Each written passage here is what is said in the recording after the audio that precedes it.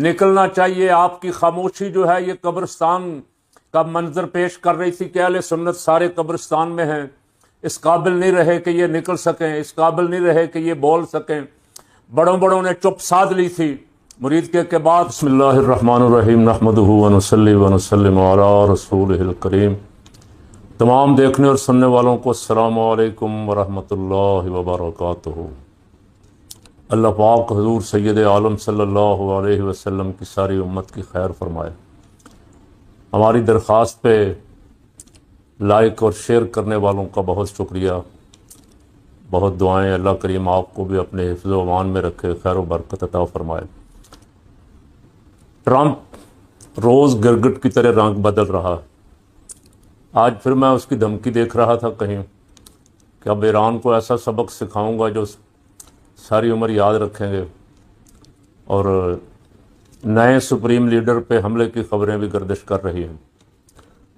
گزشتہ سے پیوستہ روز اس نے فیفا کے چیئرمین کو فون کر کے ریڈ کارڈ والا سسٹم بھی اپنے میچ کے لیے ختم کروا دیا۔ یہ جمہوری صدر ہے، اس کے عوام بالکل صحیح اس کے خلاف باہر نکلے ہیں۔ جمہوریت ایک طرز حکومت ہے اور اس میں بعض دفعہ بندوں سے غلطیاں ہوتی ہیں، اور بڑی بڑی غلطیاں ہوتی ہیں، ایسی غلطیاں ہوتی ہیں کہ ٹرمپ جیسے آدمی کو پریزیڈنٹ بنا لیتے ہیں، نیتن یاہو جیسے ظالم کو پریزیڈنٹ بنا لیتے ہیں، پرائم منسٹر بنا لیتے ہیں، پھر ساری قوم کو کئی سال تک بھگتنا پڑتا ہے۔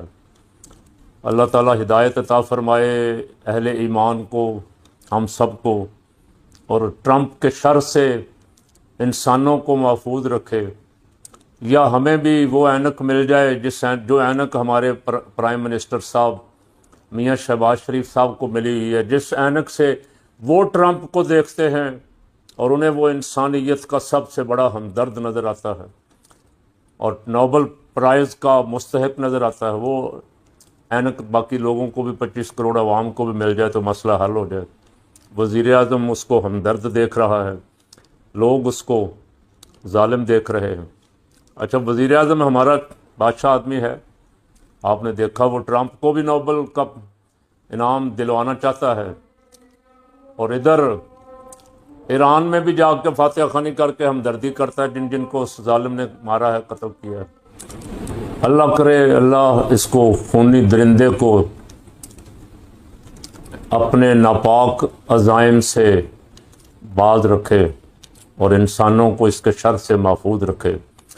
آج اڈیالہ کے باہر بڑا ہجوم ہے، منگل ملاقات کا دن ہے، اور ہمارے حکمران جو خود جیل میں VIP سہولتیں انجوائے کرتے رہے، وہ خان کو سیاسی دشمنی میں اس حد تک، خان کی سیاسی دشمنی میں اس حد تک اندھے ہو گئے ہیں کہ وہ ملاقات بھی اس کی فیملی سے اس کی نہیں کروا رہے، جو اس کا قانونی آئینی حق ہے، جو ہر قیدی کا حق ہے۔ میں نے اس دن کہا تو تھا، لیکن شاید کچھ لوگوں کو بھلا نہ لگا ہو، کہ جو یحییٰ آفریدی نے چیف جسٹس صاحب نے جو کانفرنس بلائی جیلوں کے معاملات پہ، میں نے اس دن کہا تھا اور بالکل صحیح کہا تھا کہ چاروں وہ ذرائع لا جھوٹ بول رہے ہیں۔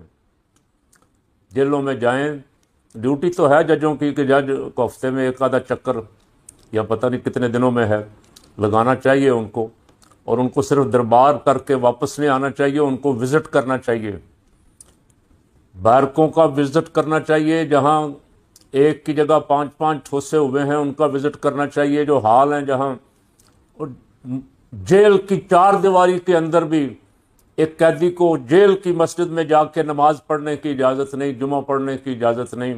کیا سہولتیں آپ نے دی؟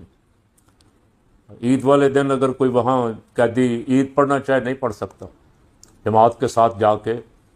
پتہ نہیں کچھ لوگ شاید ہوں جن کو اجازت ہو، لیکن ہم نے جو علاقے دیکھے ہیں جیل کے، ان میں تو کوئی مسجد میں جا کے نماز پڑھنے کی اجازت بھی نہیں ہے، 5 وقت کی نماز کی بھی، جمعہ کی اجازت بھی نہیں ہے، اور عید کی نماز کی اجازت بھی نہیں۔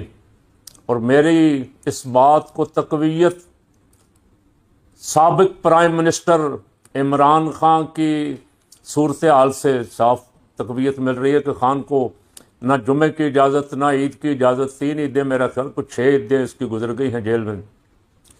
बहनों से मुलाकात की इजाज़त नहीं, वकीलों से मुलाकात की इजाज़त नहीं।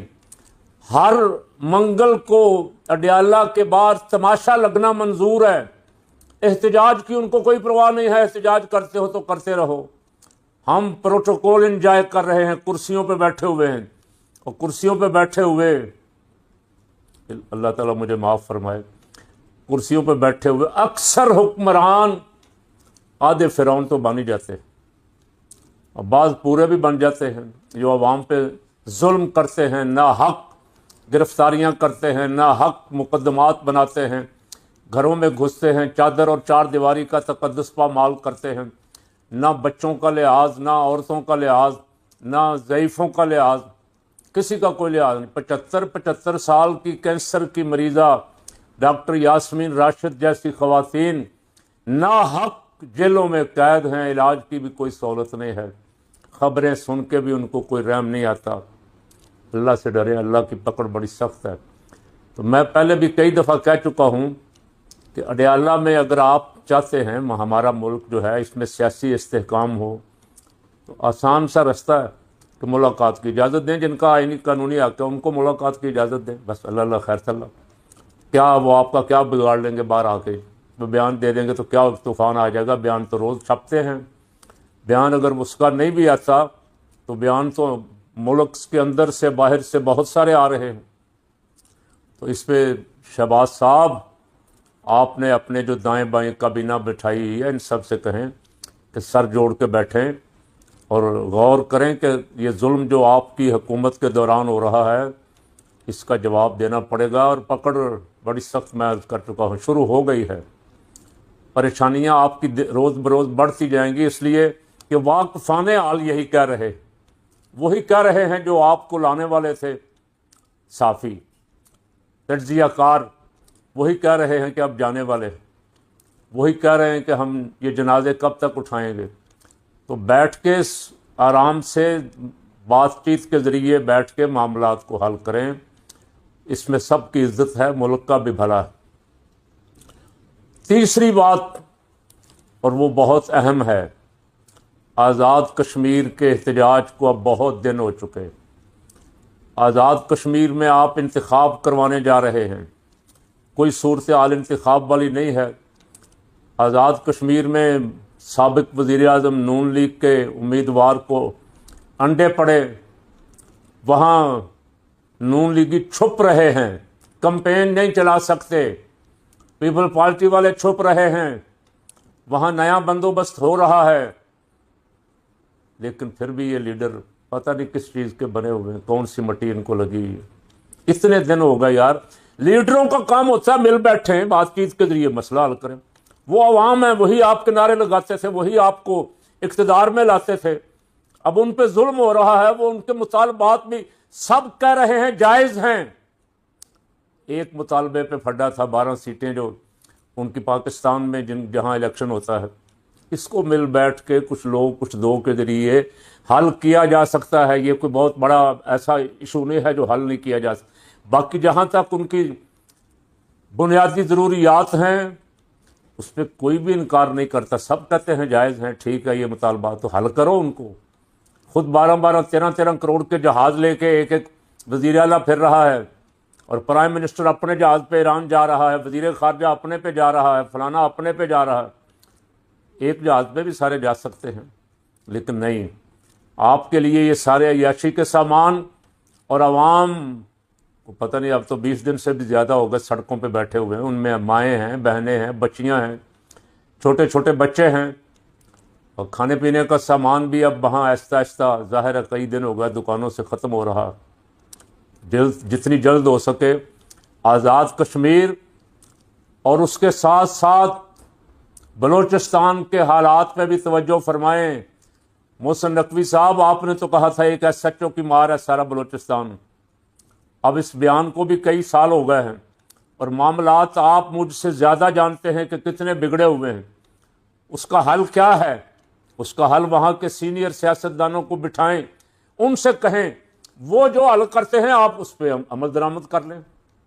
آپ بھی یہاں کے لیڈری کا دعویٰ کرتے ہیں، وہ بھی بلوچستان کے قائدین ہیں سارے، کوئی مینگل، کوئی بگٹی، کوئی مری، مختلف قبیلوں کے لوگ ہیں. ان سے کہیں کہ وہ معاملات کو سنبھالیں. جو نوجوان ادھر ادھر ہو گئے ہیں ان کو واپس لائیں.